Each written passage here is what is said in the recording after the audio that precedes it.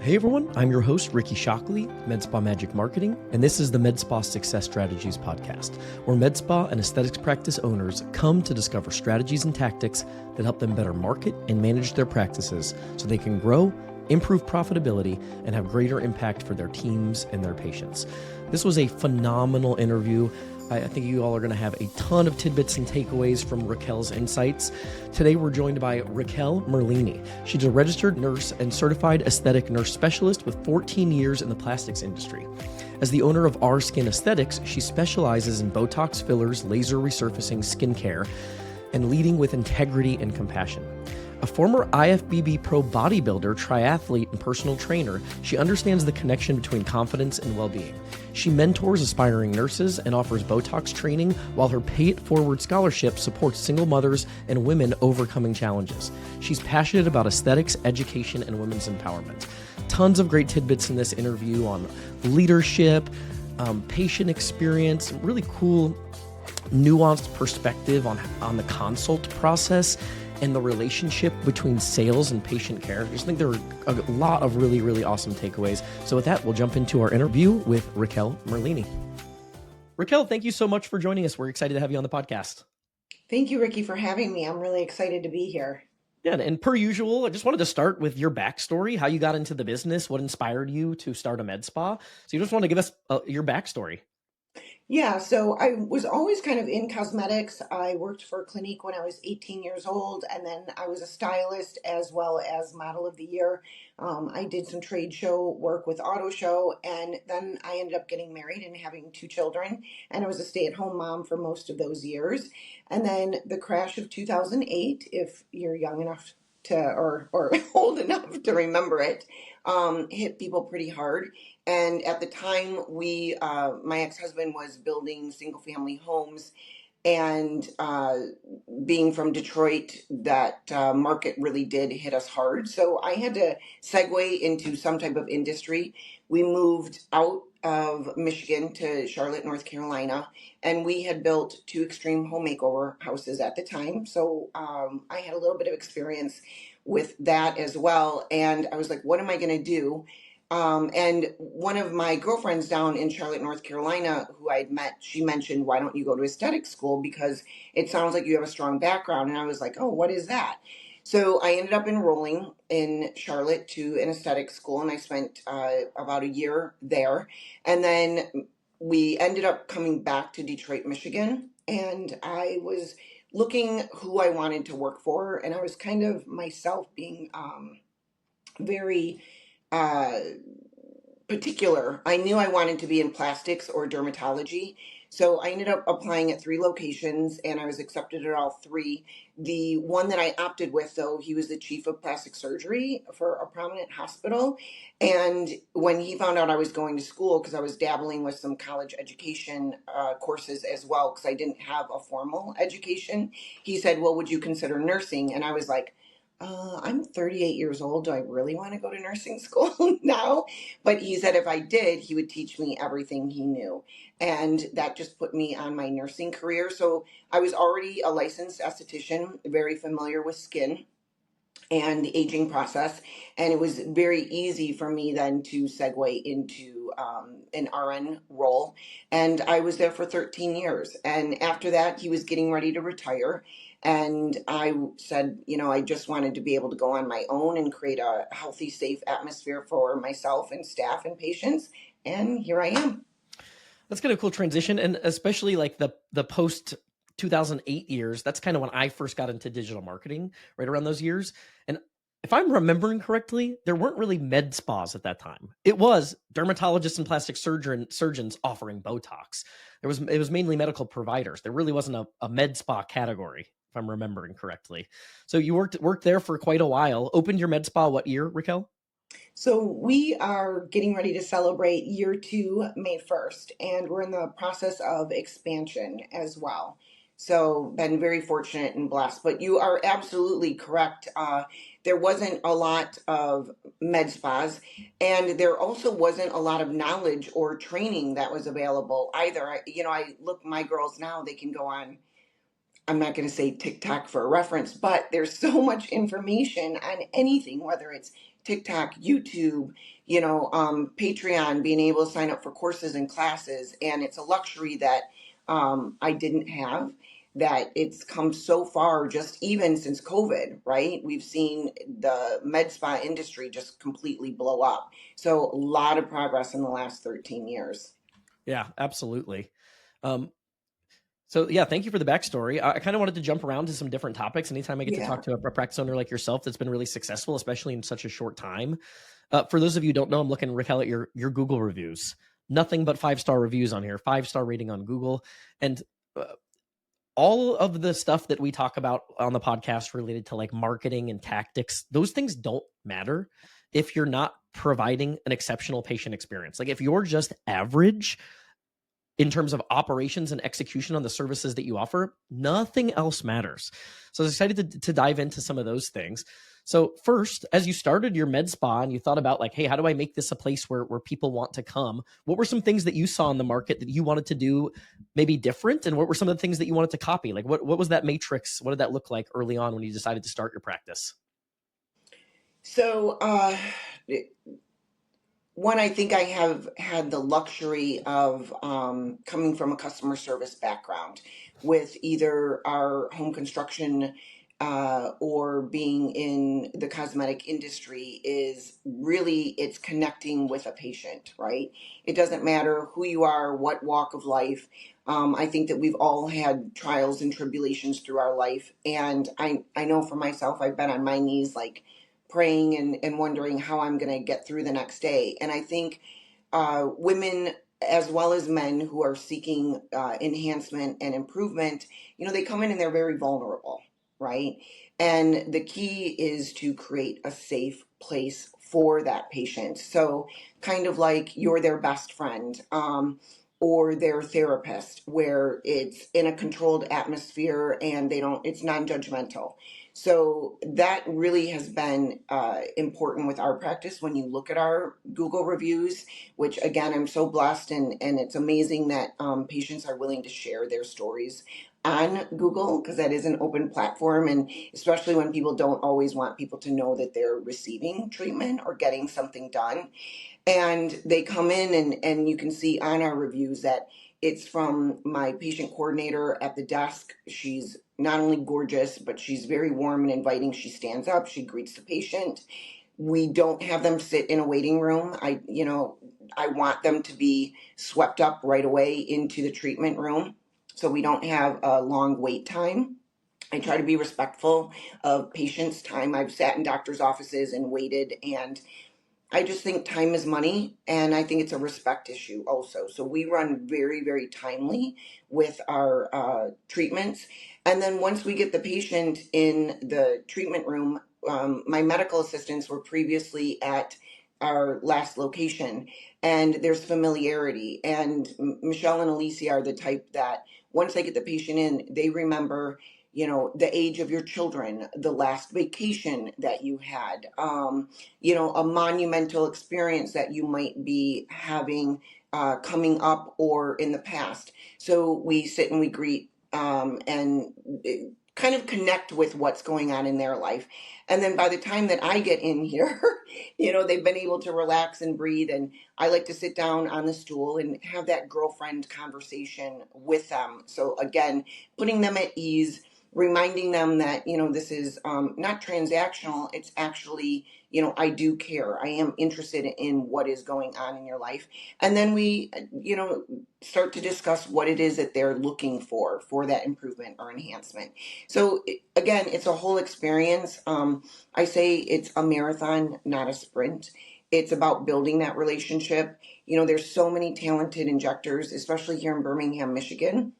We have amazing physicians who have med spas, as well as other providers who have med spas. So I don't know necessarily if my expertise is superior to anybody else's. I just know that from the minute that you walk into our skin, you are greeted, and the whole experience is amazing. And then not only once they leave do we just forget about you, we do your credit card and it's bye out the door. We're already booking your next appointment, and we'll do a follow-up. right away, within the next 24 to 36 hours, you'll get a text or a phone call. How was your experience? Or, also, it does happen if a patient bruises or there's, some concern. I just want them to know that once you walk out the door, the follow-up is there too, because I care. I want to make sure that you're okay. And if there's anything we can do, if you do bruise, that's important. The follow-up and the aftercare as well. That's amazing. And I think in addition to like the reviews, I think that's maybe a good reference point here, because this is just an industry where everybody's always looking for the silver bullet. What's the next big thing I can offer that's going to make me, and to be successful, it's about doing a lot of little things well. So like you just gave us 4 or 5 specific things that if you're not doing in your med spa, I think are worth looking at. Your receptionist, make sure that she looks at the prospect as they walk in the door, smiles, and stands up. How many of you are doing that? How many of you are truly eliminating wait times and your goal is that the person walks in the door, is greeted by your receptionist, your patient coordinator, and then put into the treatment room? So many good little tidbits there that I hope people take those things to heart, because those are the things that make a difference in terms of patient experience. It's not a silver bullet. It's doing all of these little things well that create a superior patient experience. And people initially might, just like hair salons, I think the hair salon is the best example for a med spa business. When you're trying to find somebody, you move to a new city, and you're thinking about getting your hair done somewhere, you probably try a couple different people, and you're going to stay where you feel most comfortable and where you feel most confident in the service, the provider, the knowledge, the expertise, and that you feel like they care. And I think so many good little tidbits in just that initial walkthrough about how you think about patient experience. So that was awesome. Thank you, Raquel. On that front, is there anything specific you do in the consultation process to kind of show people that you care, and to make sure that instead of giving them a sales pitch, you're trying to provide a consultative sales approach that aligns with whatever their goals are? Yes, absolutely. So, like I said, when I come in, I first sit down. I don't want to rush in and say, "Okay, what are you here for today? What can we do?" I want to sit down and connect with them, ask them, do we have a special event coming up? Is there a wedding or a graduation or a shower? What is our trajectory, right? Like, what is it, our end point? So if we've got 6 months or 9 months that we're able to plan, I have a full-time esthetician here as well. It's not just about the injectable, it's what can we do to get your skin conditioned as well. So you have that luminosity as well as that skin tightening. So I want to go through and see, and then what is going to fit with their lifestyle, right? So if I have somebody come in for tear trough filler on a Friday, I'll ask right away, what does your weekend look like? Because if you've got a dinner engagement or photos or an event, there is the possibility that you may bruise. I have a light hand, but it can happen. I don't want it to happen on my watch, and then you go out and you're not going to feel comfortable.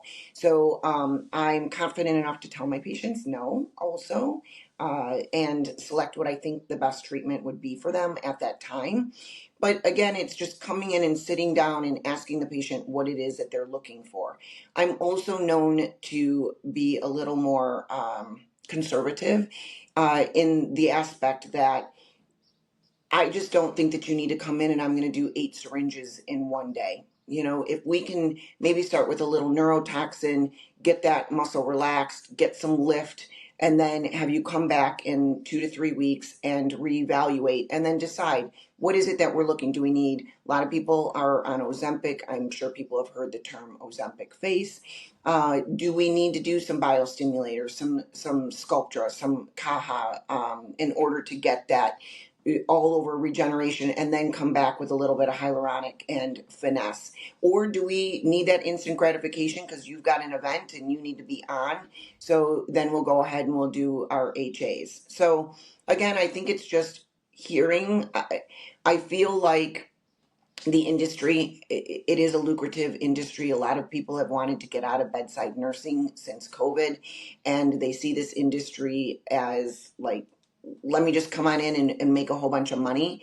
It doesn't happen that way. I think the people who are going to stay in the industry more long term are, again, the ones that are creating the relationship with the patient and connecting. So we go through the consultation process, and then I discuss with the patient, and we also put together a budget because it is expensive, and it's also an emotional decision. So if somebody is in a little bit of a vulnerable, I'll use a story that patient reminded me one time I ran into her and she said, I'll never forget you because she'd been trying to get pregnant. She finally got pregnant. She had a miscarriage.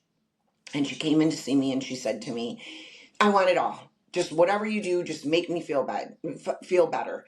And I said to her, okay, just tell me what's going on. Like, why are you where you're at? And then she explained the story and, she was crying and I was empathizing with her. And I just said to her, I go, you know what? We're not going to do anything today. And she said, well, what do you mean? I want to feel better. And I said, you know what? I said, I could really take advantage of this situation, but I think where you're at right now, you need to mentally get in a little bit of a better place, heal what's going on. And then I want you to come back and let's put together a plan. And she was like, oh my God. And she gave me a big hug and she left. And I'd forgotten about it because I see probably about 15 to 20 patients a day, 5 days a week. And about several years later, she came back to me and she reminded me of that story. And she said, you are a really good provider because you could have taken advantage of me that day and you didn't. And forever I'll be loyal to you and I'll refer people to you. So, the customer service aspect, Ricky, I'm rambling, but I No, that's cannot honestly so stress good. enough customer service. We Yeah. are in, when you're sick in your bedside, you're taking care of a patient, they're ill, they're not feeling good. This industry here, you're paying good money to walk away and feel better. It's elective. And I think that that's what a lot of people forget. Transactional, it's a money grab. And at the end of the day, for us at our skin, the reason for our success, and I hope continued success, we run pretty lean here, meaning we don't have a whole bunch of machines and everything, but it's the customer service aspect. So many good nuggets there. I wanted to follow up on a few of them. I think powerful willingness to say no. I think people underestimate how much trust that earns you when you're willing to say no. If you're not rubber stamping a service or just saying yes to everything, people trust you more. Like I know this for us, like I'm going to be honest with my advice if I don't think you should do something. And that's not how most people sell. Most people use it, an opportunity. They see an opening and they use it as an opportunity to sell you something. Your willingness to say no, I think, is an extremely powerful part of customer service. Um, talking about trying to achieve the result and not necessarily worrying about an upsell. You're asking them their budget. What are they trying to do? You have a light touch. See if we can achieve the result with less and then maybe add on incrementally if we need to. How do you balance that with sales? Like I know so many practices, there's so much content online and we've done some of it. How do you upsell? How do you cross sell? How do you increase average ticket sale? How do you balance those two priorities, or do you? I think we do it inadvertently. So I perhaps, and maybe you can give me some tips. I've really been tuning into a lot of your podcasts and scrolling through your Instagram. I'm probably not the best business owner in the sense that I'm just not money driven. I just feel it comes, it flows. I manifest. I believe if you put good things out there, it's going to come back to you tenfold. At the end of the day, I've sat in a treatment chair. I've been vulnerable, just wanting to feel better, maybe going through my divorce, raising two teenagers, going through, I was working during my divorce, I was working full time. I was a professional bodybuilder, competing full time and going to school. I was sleeping 3 hours and had two Oh my teenagers. So I was just like, make me look better, make me yeah. look less tired, and I just I don't even put goals on my girls. We don't have uh, a sales goal here because I feel that when you're starting to have to reach for that goal, it can put a stress level on you that you're, oh my goodness, I've got to sell this. I got to have this person have this product. And I don't want my team to feel like they have to push the sales. And because we don't do that, again, it just comes naturally. I'm known to say no a lot. I'll send patients home if I think you're overfilled or I think that you need to be dissolved. I've even fired patients if I just feel that I don't align with you or I'm no longer able to achieve the result that you're looking for. I'll say, you know what? I have a handful of really good providers. Let me refer them to you because I just don't think that I'm your provider anymore. So from a sales I um, we, I love this actually, because this is how we do business too. And for all of you and all the things that we've talked about, how do you improve initial ticket sale? I think there's a fine line here, because first of all, people can smell it on you. Like you said, if your providers have an incentive to sell, I think people can smell it on you, yeah, and they start to feel like you're selling to them. Even if correct. you're good at it, people are very intuitive. They can sense it on you. So I actually love the idea of not having a sales goal. I really love that a lot. And I think the thing that you said, you're a bad business owner in this regard, I actually disagree. I think this is actually very smart. You're playing the long game, because if you treat appropriately and you do what you did to that woman who came in with the miscarriage, and you just tell her no, Hmm. that comes back, and that starts to aggregate, because now that person comes back to you and maybe they wouldn't 3 years later, and they tell a friend that they wouldn't have otherwise told, or that person that ends up buying, $2,000 or $3,000 of service in 6 months. Maybe on their first visit, they're only buying that $2,000 and $3,000 package from you 6 months from now, because of the way that you approach the initial visit. So I actually love that. I think maybe where some practices struggle is they fail in the patient education element. So they're almost rubber Yeah. stamping bad treatments that are too small also. So I think maybe that's the line. Like, you also want your providers to educate, to understand what the prospect wants, and to come up with a good treatment plan. I think free of a sales incentive. I really think that's the way to do it.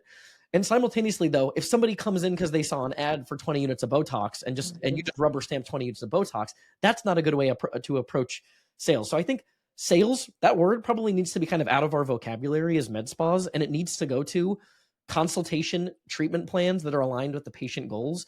And the long game that you play when you do that, I think, serves the patient better, and it's more lucrative for the business long term. I just think it's a win-win.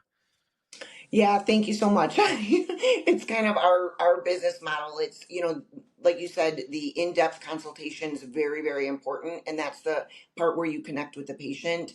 And then that expert care, right? They know that I've been in the industry a long time. With the plastics background, also, I'm a 52-year-old woman myself, so I'm going through menopause.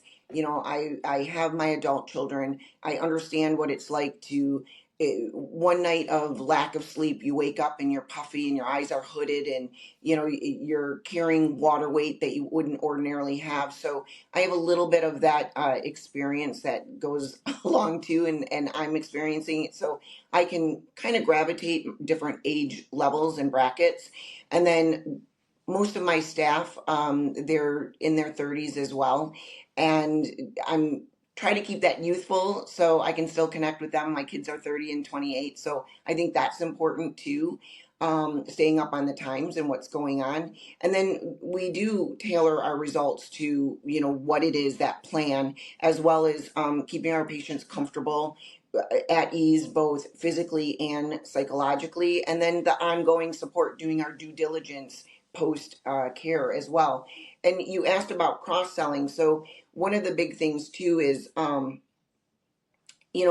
used to see this after a person would come in for their facelift follow up, and they're like, my I do feel lifted, and I feel a little bit tighter, but why do I still have all these lines on my face? And just because you had your skin lifted doesn't mean that the texture of your skin is going to be altered or changed. And just because your skin was lifted, if you didn't have fat grafting with it, you still need revolumization, right? So we're still going to have to do some of those fillers to target and get those fat pads a little revolumized. So when I'm in the treatment room with my patients and doing injectables, I'm already talking about, the benefits of microneedling, the benefits of an IPL to lift that pigmentation, the benefits of a CO2 laser for that resurfacing. So, and then when my patients are in the aesthetics room and they're getting treated by the esthetician, she's saying, the best wrinkle is the one you never get. So we can do everything we can here in the treatment room for your skin care. However, if you relax this frown line and your forehead, then you're not going to get that line. And then it's less that we have to do in the aesthetics treatment room with your skincare. So, and then of course, your home care, right? So it is a little bit of a marriage and a relationship and crossing back and forth. And whenever I bring a patient up, I'm like, book a consultation with my esthetician, and she does vice versa. So I guess that would kind of be where that cross selling would go. Yeah. But again, it's always in the best interest. I if they have beautiful skin, let's just sell you, take home a Retin-A. Everybody should be on a Retin-A. So it's not a hard push. It's just really what the results are that we know work. Yeah, two things that come to mind. One is we had a patient rebooking roundtable recently on the podcast. And one of the things that came up a lot was this injector esthetician wing womaning and that Yeah, you just kind of described, which I think is great. The second thing that I think ties into what you just described, though, is you're selling things that you believe in.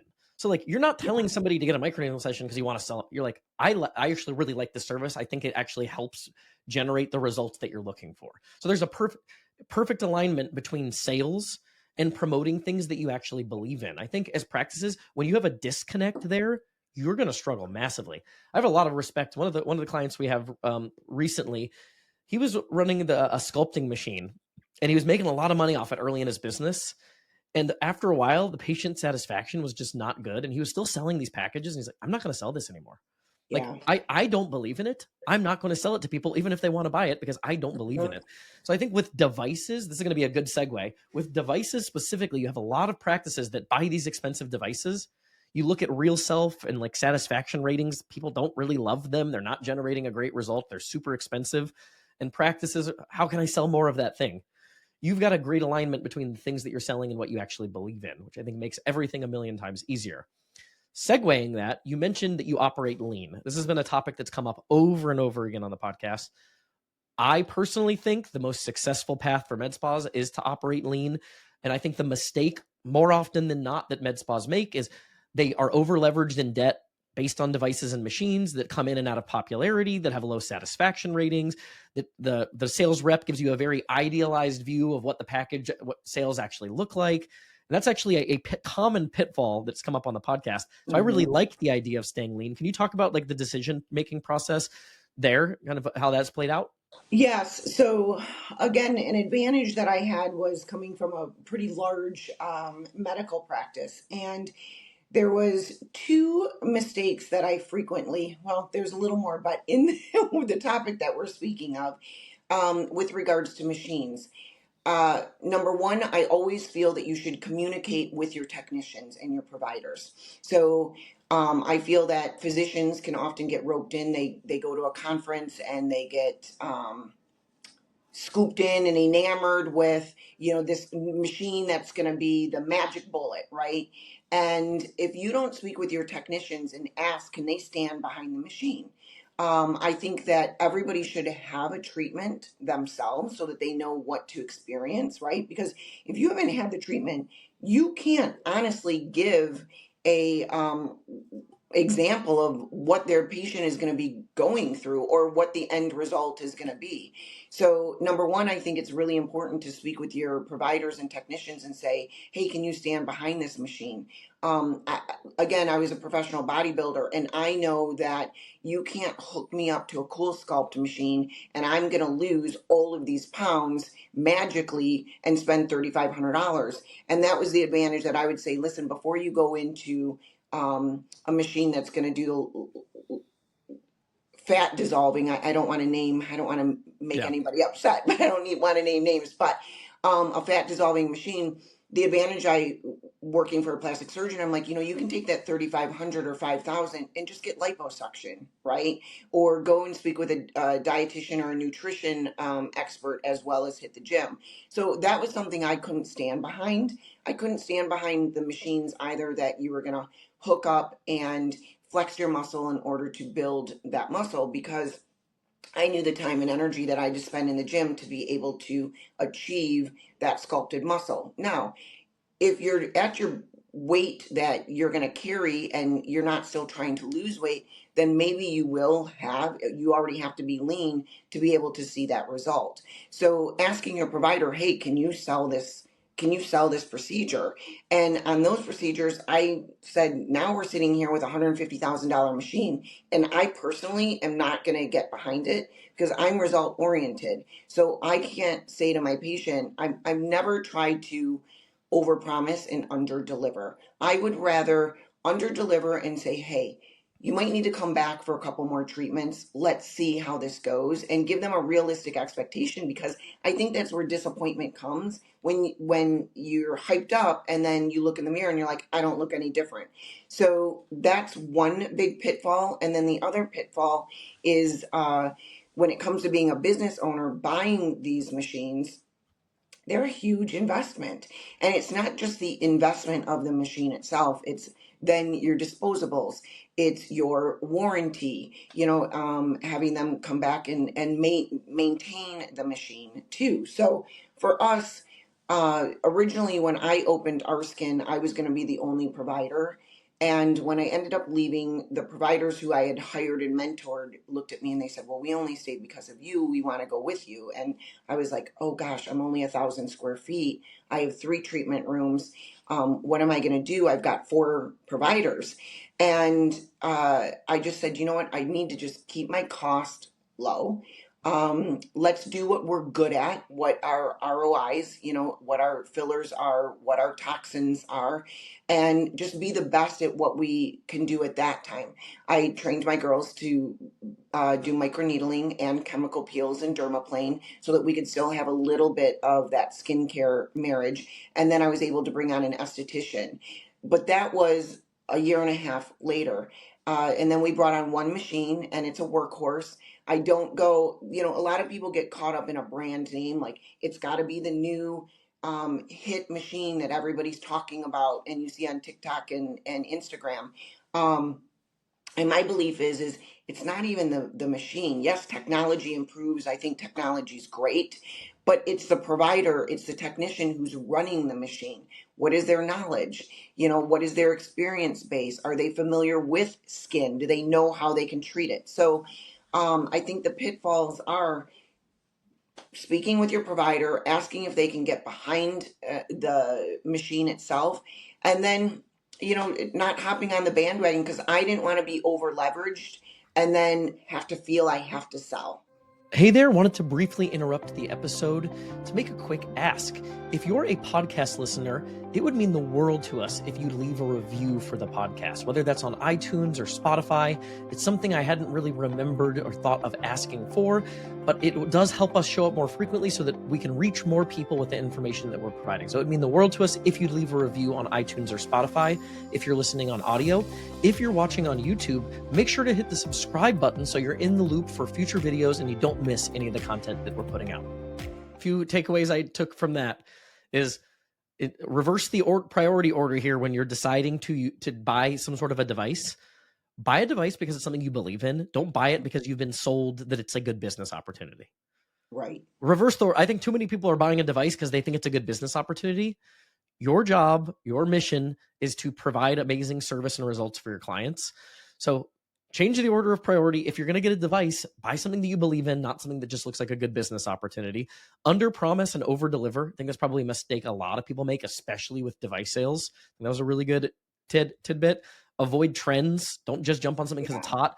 If we learn anything from this, these things come in and out of vogue. You do not want a $200,000 debt on your books for something that was a trend for 3 months. So be very careful about jumping on the trends. And then just the over leveraging in debt, I think, is such an important thing that I think a lot of people jump on that and they make everything else way more stressful because they have these expensive device leases, essentially. So those are great tips. Yeah, I'd rather put my money in my people, meaning staff. Like, we're not a salon suite. When you walk in here, it is a whole experience. Like I said, I have a patient coordinator, I have 2 medical assistants that are very handy, and then the providers. And if you're not able to book with me, I do book 3 months in advance. I'm trying to create the brand similar to a big named coffee shop, right? If you go on one corner, that coffee shop's there. And then if you go down the street to the same coffee shop, you're going to consistently get that same cup of coffee that's going to taste delicious. And for us, it's, if you can't get me, my girls are all trained by me. They're amazing. Their experience level's there. And again, it just comes to that customer service aspect and providing quality. Yeah, amazing. A good segue into some hiring and team questions, actually. So that was really cool that when your previous provider that you worked for was retiring, you had a bunch of people that were the providers that wanted to go with you. Obviously, that says a lot about just your leadership ability. What do you think that is? Why do you think you had that magnetism when you decided to jump ship, that people wanted to join you? And what qualities do you look for in people that are on your team as you hire? Yeah, good questions. So again, one of the advantages that I have with my current team is that the familiarity, because I was with them for a long time. Being there myself for 13 years, my medical assistant, Michelle, was a medical assistant there for 28 years. And she was my medical director, Dr. Cruz's medical assistant, and then she ended up becoming my medical assistant. And uh, the big thing is everyone on my team shows up, and I've tried to create a Disneyland mentality. A patient of mine used to work at Disneyland, and she told me that they were told, if you're not in a good mood that day, don't come to work. Because Disneyland, you're supposed to be happy, you're supposed to be there to show up for the patient. And with my team, things happen. If you're really not in a good frame of mind, and that's why I have probably a little bit more staff than even I really require. But it's to make sure that, one, I don't want burnout. I don't want my people to feel stressed or burned out with overwork, and creating that team atmosphere that if someone else has you, right? Like, show up, do your job, be happy to be here. And again, remember that the patient is first. And what's amazing is, especially as a woman, I have my girls are not only beautiful on the exterior, they are truly the most beautiful humans inside. And they work well together. Women don't always work well together.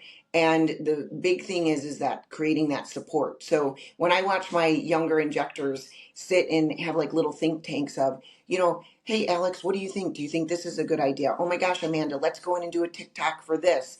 Hey girls, can we do like a vision board night? They come over my house and we create and manifest our vision board for what we want to see in our personal individual lives as well as our work life once a year. So when it came to hiring, I had kind of looked at who handled certain situations. Also, it's keeping calm under pressure, not being reactive, being able to be mindful of your words, and not trying to offend anybody, having that 24-hour cool off period. If something happened that made you upset, I have an open door policy. You're more than welcome to come and speak with me, but take 24 hours, think about it, because once you think about it, number one, you might not be as upset as you were in that moment, right? That emotional moment.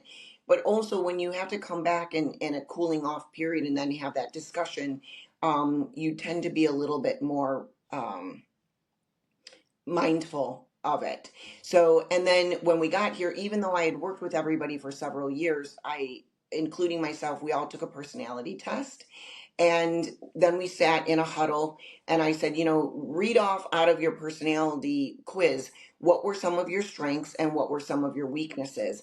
Number one, for me, I had been in a managerial role, but I wasn't in a business operator role. And I wanted to make sure that I understood how each individual team member, what would make them flourish, and how I had to nourish them in order to be able to be the best that they could possibly be. And then I also wanted them to see that, I'm not perfect either. This is a new role for me.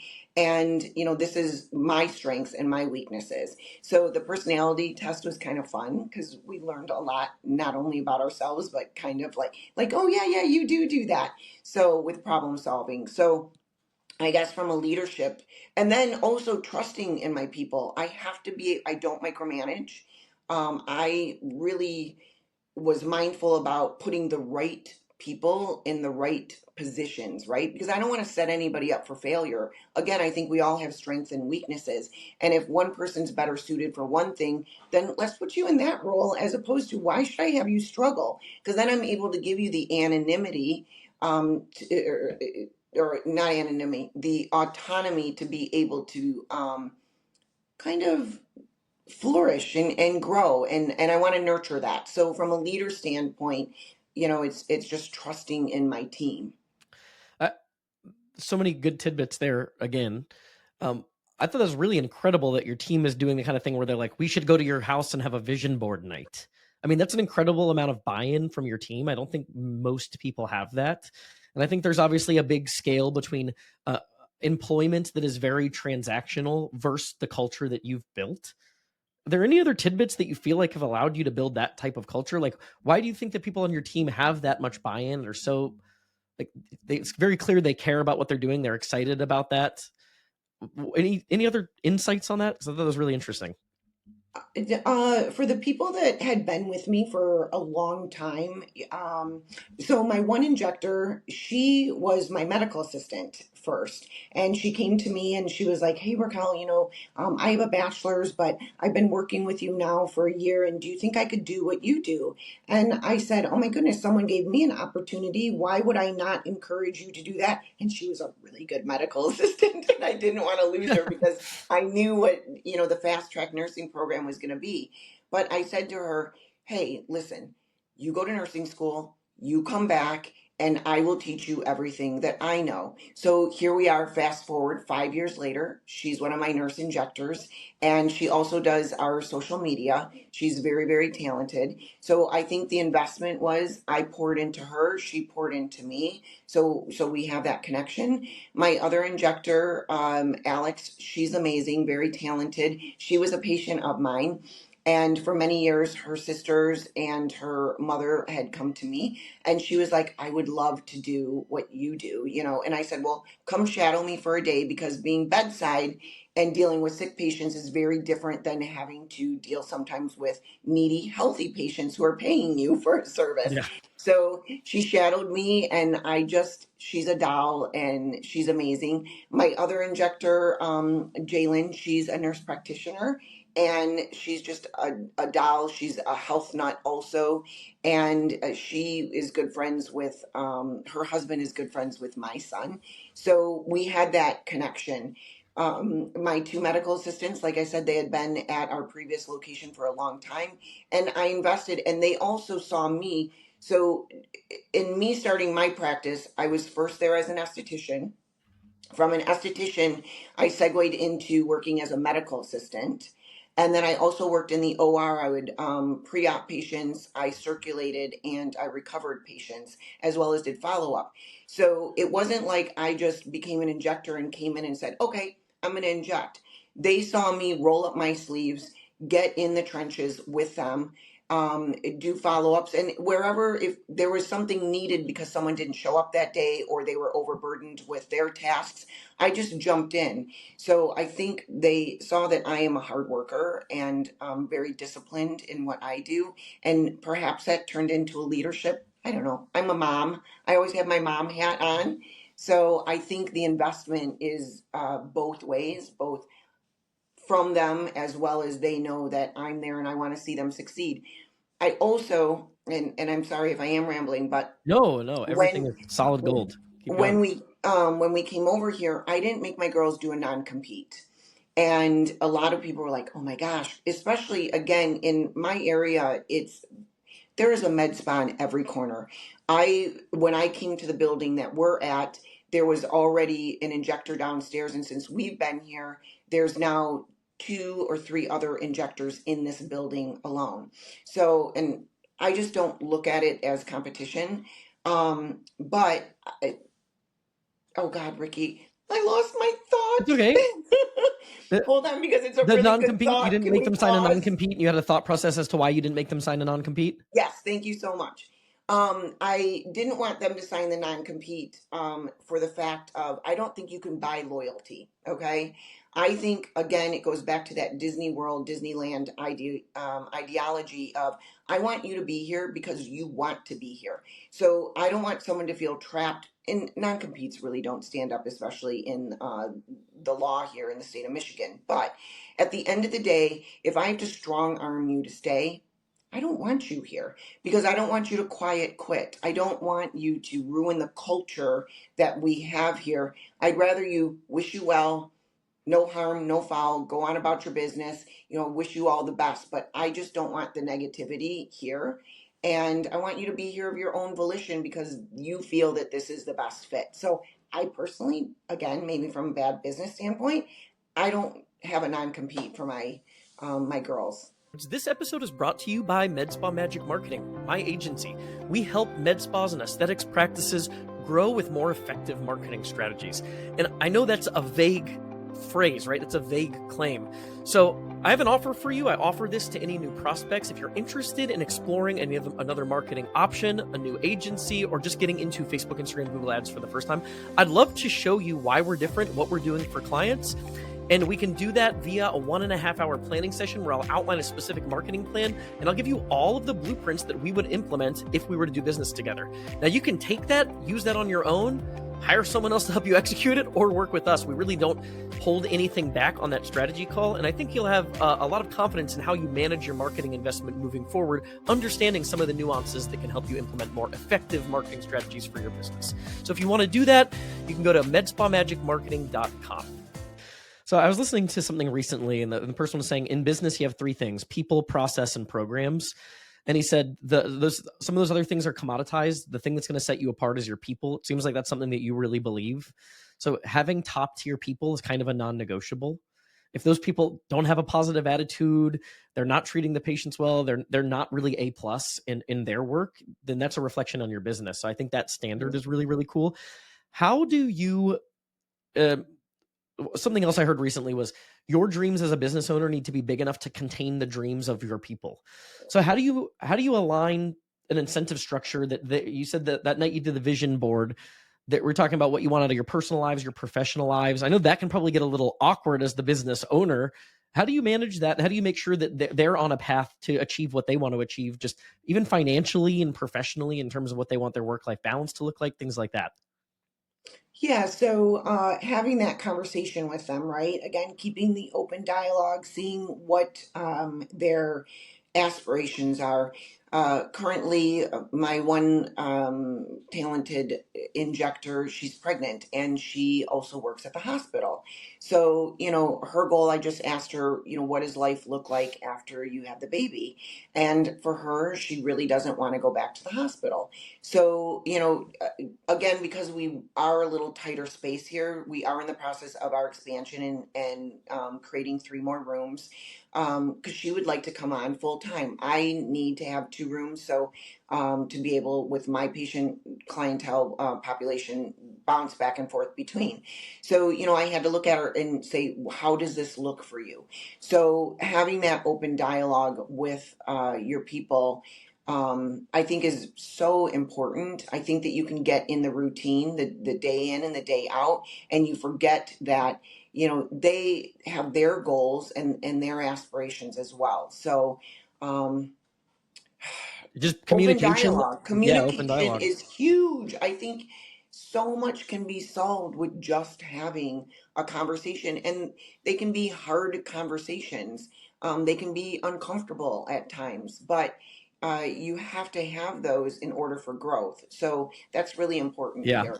I think somebody said recently that what most practice owners do is they avoid the conversation because they worry that it might be awkward, and that is why people lose injectors. And Yes. your retention capabilities are really critical as a med spa. If you lose providers, you're going to have patient turnover because patients don't stay if the provider they were seeing don't stay generally. So just conversations, transparency to make sure that you are in alignment is important. Don't avoid the hard conversation. You mentioned earlier that you don't want to micromanage, so you really want to be able to trust your people to do their thing.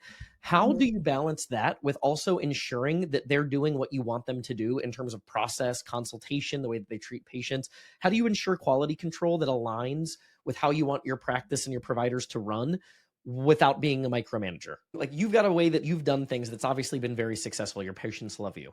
Hmm. When you have these other injectors and these other providers, how do you make sure that they're aligned? So you talked about, like, when you go to one Starbucks, you can go to a Starbucks across town and the experience is similar.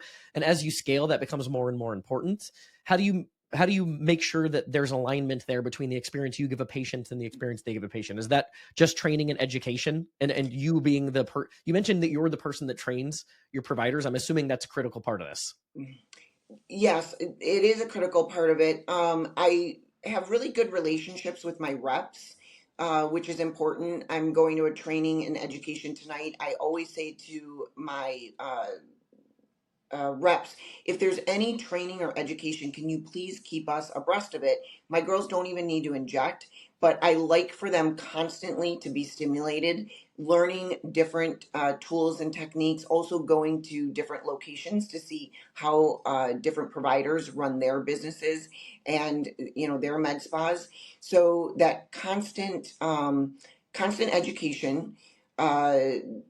I will go online sometimes and I'll look at conferences. I sent the girls downtown. There was a palette course. So I try to stay up on that with having them have every opportunity possible because the continuing education is huge. The industry is always changing. Someone has a different or a new pearl of wisdom or a different technique. And I want them to be knowledgeable about that and do have that experience. So they'll sometimes shadow me. We'll do in-house trainings and kind of go through things. I'll say, you guys get a model, let me observe, and then we'll go through. And again, I don't think it's, at first they would kind of be nervous because it's whenever the boss is like looking Yeah. over your shoulder. But I'm like, I don't want you to think of me as your boss. I want you to think of me as another provider because I actually still learn things from my girls.